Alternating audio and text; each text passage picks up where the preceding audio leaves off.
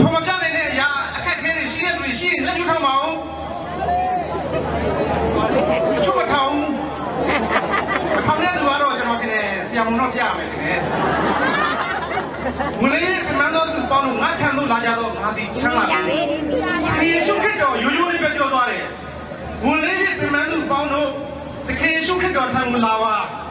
တခင်ယေရှုခရစ်တော်သည်ချမ်းသာပေးမည်အာမင်လားထောင်ပါရဲ့ကျဲဘူးနေ